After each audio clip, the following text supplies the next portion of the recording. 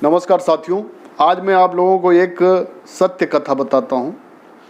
गुजरात में एक डॉक्टर दंपत्ति वासु भाई और बीणा बेन, दोनों लोग डॉक्टर। जो बीणा बेन ये महिला चिकित्सक और वासु भाई एमडी डॉक्टर ऑफ मेडिसिन। तो दोनों लोग जब पढ़ते थे, पढ़ने में बहुत अच्छे, गोल्ड मेडलिस्ट, और स्वभाव भी लगभग एक सा था। तो दोनों में प्रेम अंकुरित हुआ और इनकी लव मैरिज हो गई। शादी के बाद दोनों लोगों ने सोचा कि क्यों ना अपना हॉस्पिटल डाला जाए। उन्होंने अपना हॉस्पिटल डाला और वो हॉस्पिटल बहुत ही अच्छा चल निकला। हाँ, ये है कि व्यस्तता के कारण वे लोग कहीं घूमने नहीं जा पाते थे, लेकिन जब भी कभी उनको 2-3 दिन का समय मिलता था तो वो कहीं बाहर घूमने के लिए निकल जाते थे। ऐसा ही एक वाक़या आया कि वो इंदौर के लिए रवाना हुए अपने यहाँ से, और कार से जा ही रहे थे, पूरा एंजॉय लेते हुए, रास्ते में देखते हुए, लेकिन मौसम गड़बड़ था। और जब लगभग इंदौर पहुँचने वाले थे, उससे आधे घंटे पहले ही एक जगह उन्हें काफ़ी भूख भी महसूस हुई और सोचा कि लाओ कुछ खा लेते हैं।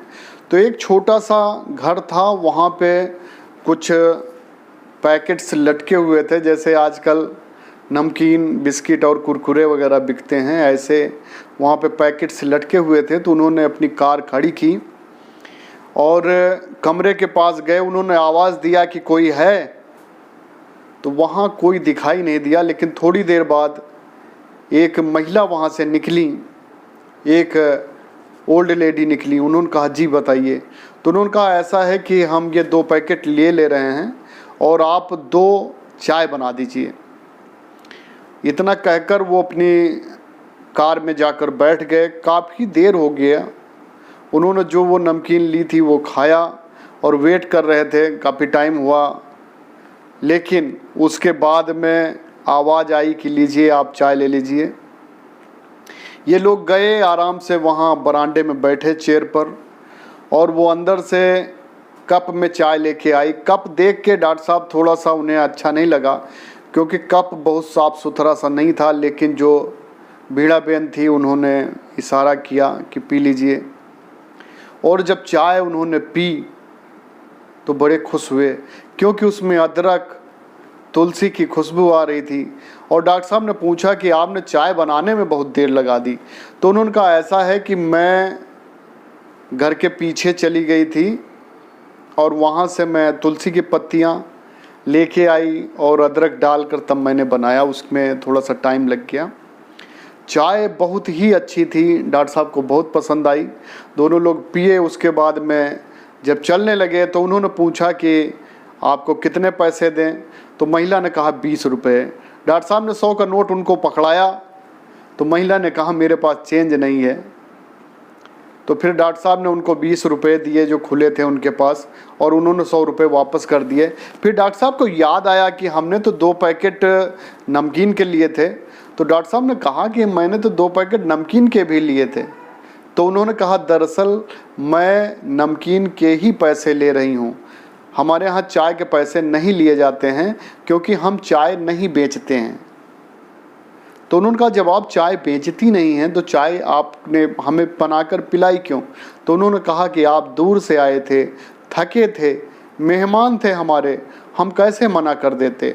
हाँ, आपको चाय बनाने में हमें इसलिए देरी हो गई क्योंकि मैं तुलसी तोड़ने चली गई थी। दूसरी बात, बच्चा बीमार है, तो दूध था नहीं, थोड़ा सा दूध था उसका, तो उसी से हमने चाय बना दी।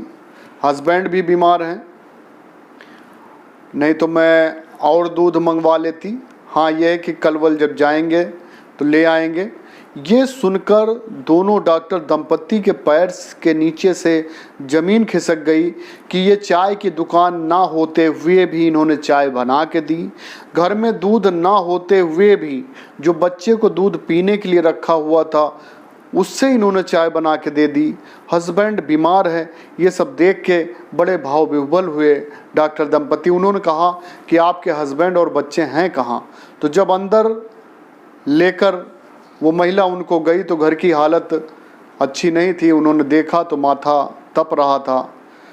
तुरंत दौड़ के गए, उन्होंने कार से दवाएं निकाली और उसको दिया, लेकिन उन्हें और दवाओं की आवश्यकता थी। डॉक्टर बासु ने अपनी पत्नी बीणाबेन से कहा कि आप इनकी देख रेख करिए, मैं शहर से कुछ दवाएं लेके आता हूँ।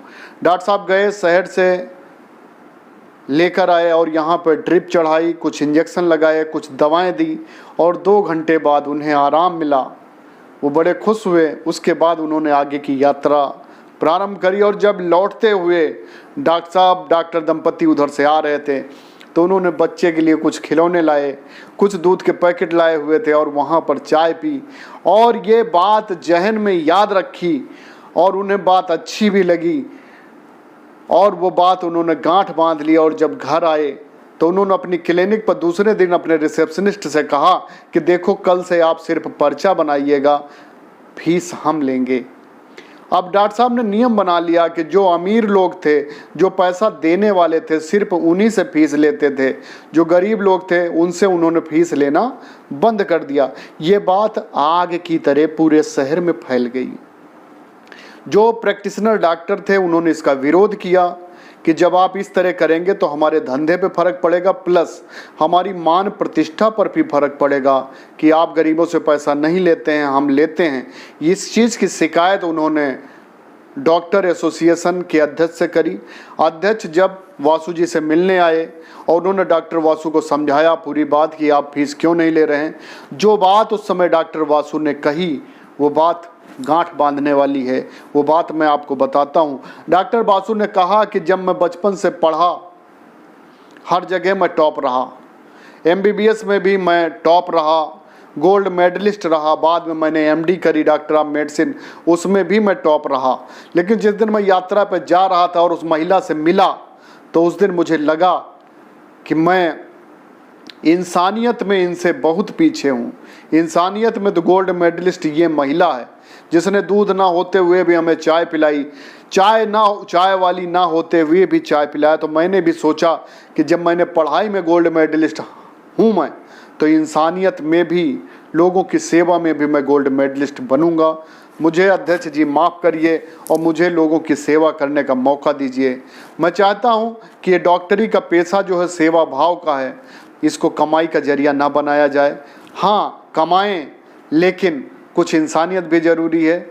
और आज आप देख रहे हैं कि इस विषम परिस्थिति में हमारे डॉक्टर बासु और डॉक्टर बीणाबेन जीवन भर मरीजों की सेवा करती रही। वो उन्हीं से पैसा लेती थी जो पैसा देने लायक होते थे। और ये चीज़ें देखकर काफ़ी डॉक्टर जो हैं उनसे प्रेरित हुए। उन्होंने भी अपनी क्लिनिक में ये नियम लगाया, क्योंकि आज भी हमारे देश में डॉक्टर ऐसे हैं जो सेवा भाव से कार्य कर रहे हैं। और आप देख रहे हैं कोविड जैसी परिस्थिति में भी हमारे डॉक्टर, कितने डॉक्टर अपनी जान की परवाह ना करते हुए दिन रात, डॉक्टर, नर्सेस, पैरामेडिकल, सारा स्टाफ लगा पड़ा है। तो हमारा देश इसीलिए महान है क्योंकि जब भी ज़रूरत पड़ती है सभी सेवा भाव से लगे रहते हैं।